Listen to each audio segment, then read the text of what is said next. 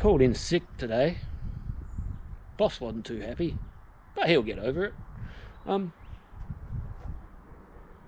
I don't know how people sit around all day doing nothing.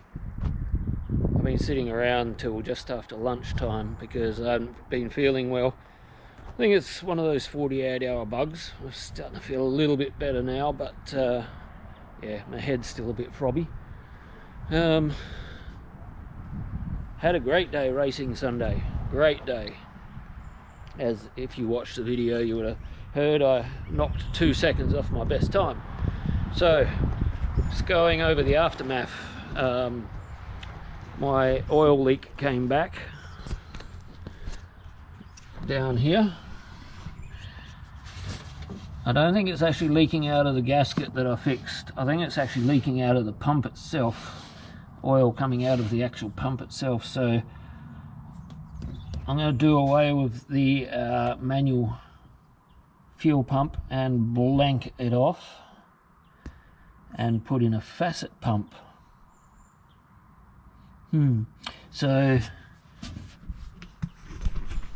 been spending the last hour or so hunting down all the bits to do this process, because I bought the facet pump a few years ago, well, about a year ago, and put it in that special place where I thought I'd know where it is, but it took me about an hour, 2 hours to find it.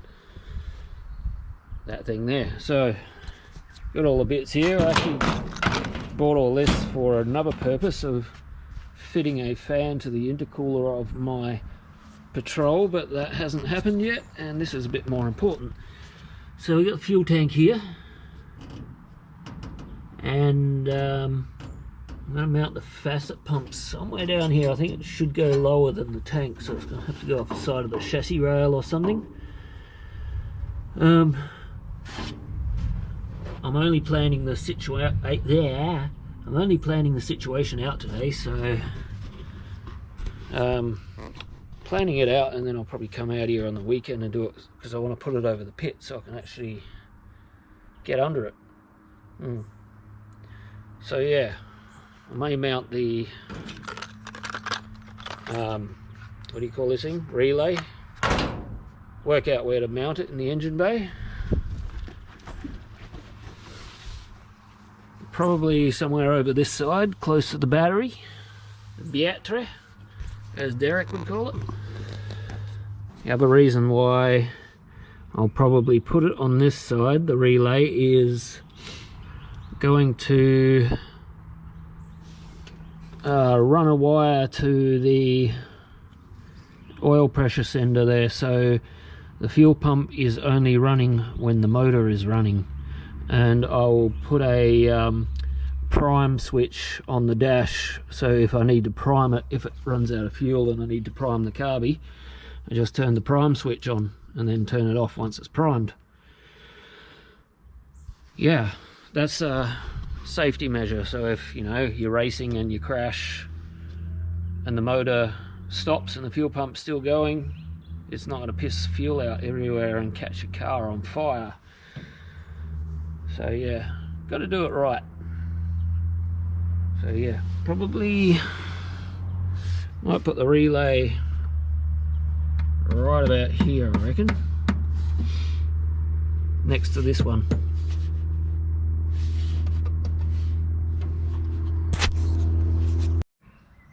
Alright, so I've mapped out the wiring. Haven't connected up, haven't fitted the fuel pump up yet, but I've got all the wiring ready to go. So twin wire here, which goes to the red and the black twin wire. One black wire is going into the cabin to the prime switch, and the red wire on that switch goes down to the oil pressure sender, which is an earth. So yeah, as I said before, the motor will not run, the fuel pump will not run while it doesn't see oil pressure. So when the motor's not running, the fuel pump will not run unless you flick the prime switch inside the cabin. And then We've got this wire here to number 30 or whatever it is that goes straight to the battery. We've got this wire here which is the actual fuel pump wire. That's number 87 on the relay, goes all the way through back into the cabin and back out of the cabin and to the fuel pump at the back. And then we got the ignition wire, which was lucky enough that there was a spare ignition wire. There was a spare ignition wire sitting just here, so it already had a spade connector on it and everything. I think it was for a ballast resistor, which this thing hasn't had a ballast resistor on it since I've had it, because this is the other end of it that goes to the coil. So yeah, so that's all ready to go. I'm just gonna I've got to drill out the bracket a little bit more so it fits onto that bolt there, and then I'll screw it down to that.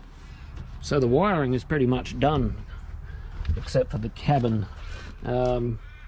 This is the end of the fuel pump wire here. I've just got it wrapped around there until I actually fit the fuel pump up, which I'll do on the weekend, or maybe tomorrow night after I finish working. But hang on a sec, let me get in the cab. In the top of the steering column here, there are two holes. I'm not sure what they were for, but this switch here fits perfectly into that one. So that's where I'm going to run my fuel pump prime switch, right there. So I'm going to run a wire up inside the steering column cover to that switch. I've got the wire here already. I just got to cut it off to length and put a spade connector on it. Then I've got to run another one. I've got to run two off of that switch. The other one goes to earth to body. So yeah, got a bit carried away, didn't I? So yeah,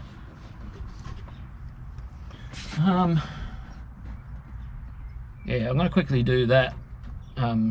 Do the switching in the cabin, and then that's it for me tonight. Yeah, I really got to get it off of the trailer and in over the pit so I can see where I'm mounting the fuel pump at the back, and then it's done. And then it's a matter of blanking off the old fuel pump to the engine block so no more oil leaks. Yeah, that'd be handy. See you in a night or two. Look at this, guys. The XK's all in high fill primer. Well, the body is anyway, and a couple of the doors. Well, a door and the boot. So that's ready to rub down and then put colour on that part of it anyway. Yeah, woohoo! Exciting. So the fuel pump's all wired in and all the wires are all tidied up and everything. It's running fine, except I think the fuel pump has a little bit too much fuel pressure for the cheap Chinese copy of the original Kabi. It just keeps pushing it straight past the needle and seat. I've adjusted the float level as low as I can and it's still pushing through. So I've got a fuel regulator coming. It's not so bad while the car's running and under revs, it drops the level down a bit, but when it's idling, it or when it's turned off and the fuel pump's still running, it just fills the fuel bowl right up. You can't have that. And the other issue I've got is I'm not convinced that the oil leak was now coming from the fuel pump. I've taken the old fuel pump off and I've blanked it off down here. But just let me get down the pit for a sec. So down the pit here, what I've found is it was very wet around the front of the motor here. So what I'm going to do is I've got this GoPro mount here. I'm going to mount to the sway bar, point it up at the front of the motor here, and while we go for a drive under revs, because it doesn't seem to be leaking while it's idling, but I'm going to take it out and give it a bit of hard time and see if there's oil pissing out the front here. I'll clean it up a little bit more first before I do that. So yeah, GoPro mount there. I'll show you back here where I've mounted the fuel pump. Just here on the side of the chassis rail. Yep, so it's all good. Okay, alrighty, let me out of here.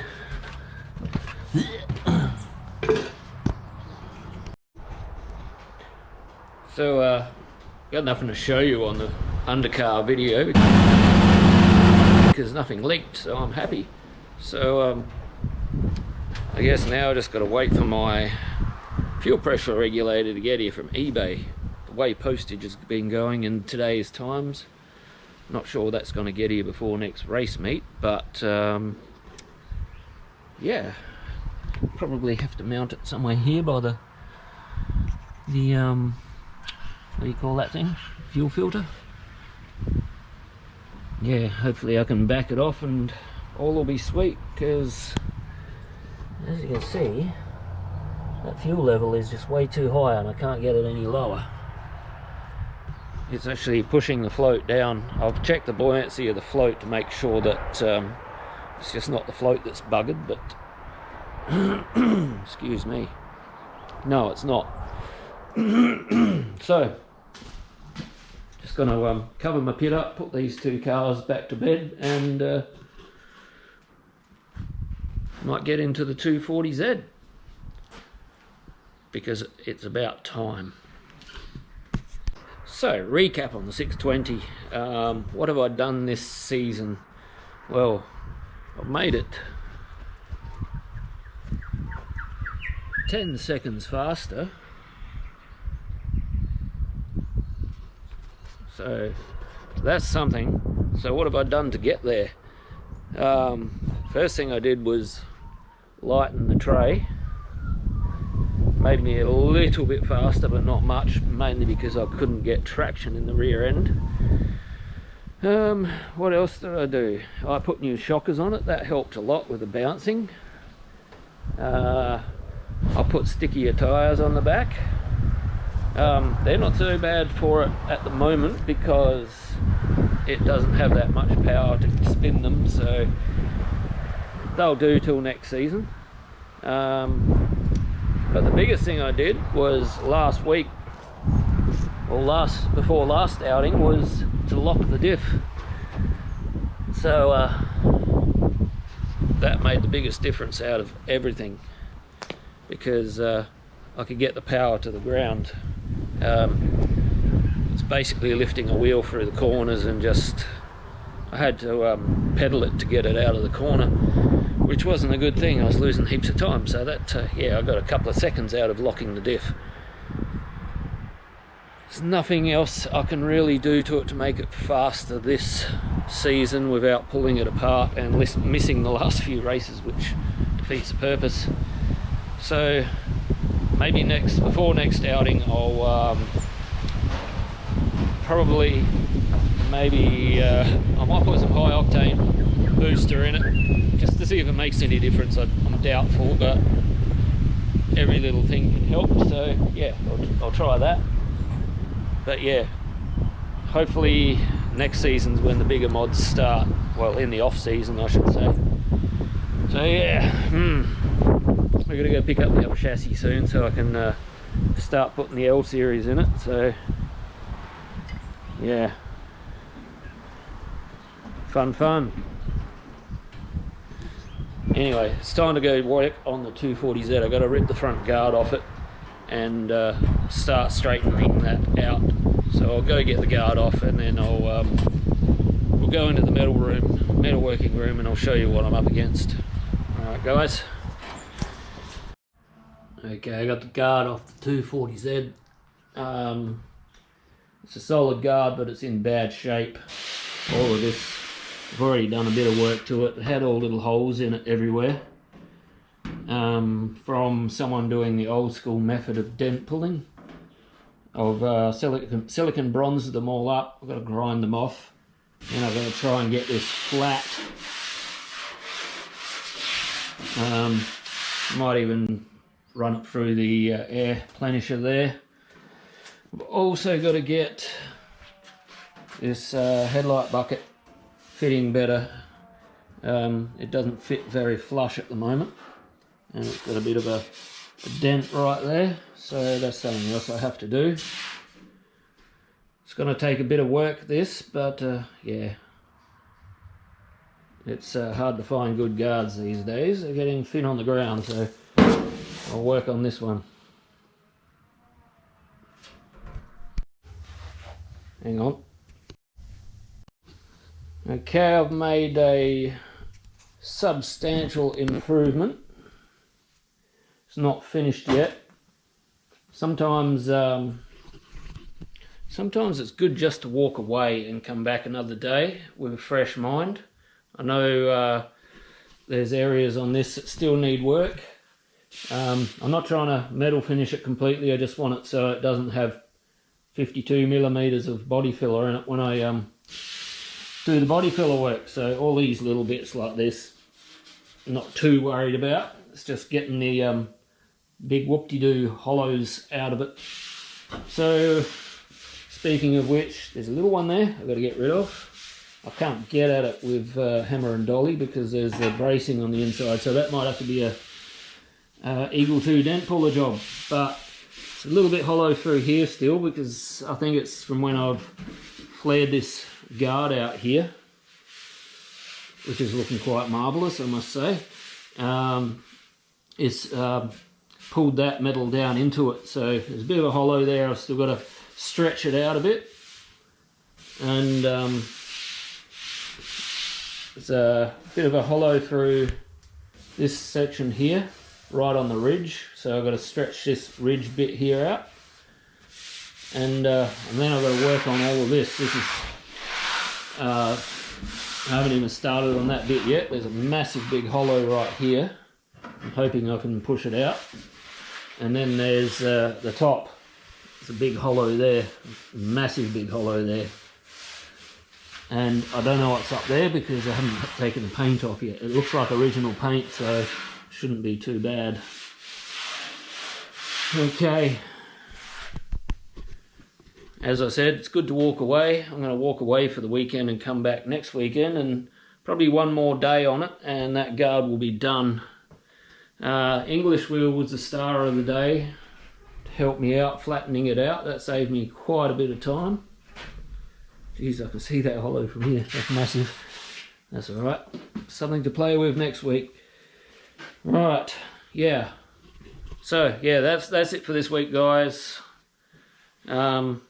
It's got to be more on the 240Z now because race season's nearly done, and there's nothing else I can do to the 620 this season.